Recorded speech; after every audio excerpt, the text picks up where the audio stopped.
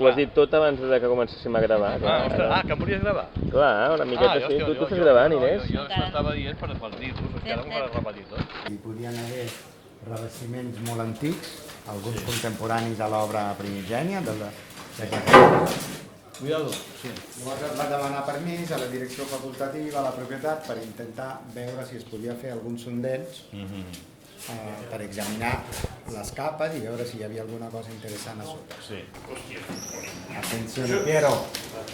Aquesta línia, aquí, i té forma com de caravela, això. Ara sembla que estic fent volar coloms, però té una forma com d'embarcació.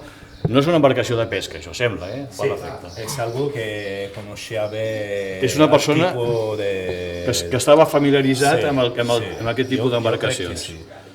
És una capella amb frescos i tal, i hi ha uns quants barcos esgrafiats a sobre dels frescos, i és curiós perquè més o menys...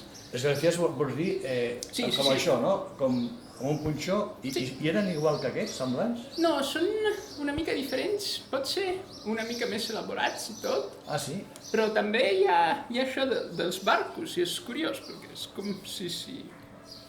Perquè aquí a Bulgària hi ha un riu, però no hi ha mar. No, hi és el Mar Negre, però està a 200 quilòmetres, és com